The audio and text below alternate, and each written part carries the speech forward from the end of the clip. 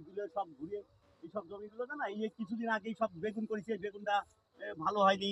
এসব টাকলাদা এখানে কি করছে? কাদের নিয়ে এসছে এখানে? এ টাকলাদা, আমার এ টাকলাদা, হ্যাঁ এ মাঠের মধ্যে কাদের নিয়ে এসছো বাবা? আমার বন্ধু বান্ধব শহর থেকে এসছে বুঝলি। ও তাই?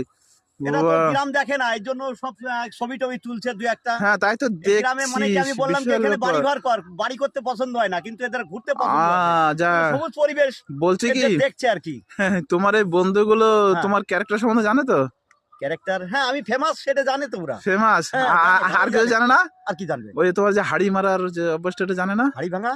হ্যাঁ ও দাদা, আপনারা তো দেখে মনে হচ্ছে বেশ ভদ্র লোক, আপনারা এসছেন শহর থেকে আমাদের গ্রামে। তা আপনারা দেখুন, ঘুরুন, কিন্তু এই যে আপনার এই টাকলাদা, টাকলাদা আপনাদের বন্ধু যেটা বললো, তাই তো? এর যে একটা হাড়ি মারা অভ্যাস আছে, সেটা কি জানেন? না দাদা, আপনি কি কথা বলেন? আমাদের বন্ধু টাকলাদা একজন ফেমাস মশুর লোক, আমরা জানি ভালো লোক, আমরা একসঙ্গে ওইটুকুই জানেন, আর কিছু জানেন না। এর এই লোকের বাড়ি গিয়ে হাড়ি মারা অভ্যাস আছে কিন্তু, ঠিক আছে দাদা? আপনি তুই যেরকম নিজে যেরকম সবাই সেটা মনে করি। কেন, আমি কি করেছি? হ্যাঁ আমি কি করেছি? তোমার এখন কষা দিয়ে গণধোলাই দেবে, কি করলে? বাস হয়েছে সামনে না। হ্যাঁ ঠিক আছে, পিটান পিটা বানি একেবারে। দাদা এখনই দেখতে পাচ্ছেন এর কথাবার্তার ভঙ্গি। এই হচ্ছে আমাদের সামনে আমাদের বন্ধুকে এরকম বলবেন না। কেন? না না, আরে আপনার বন্ধু যেমন, সেটাই বললাম আমি।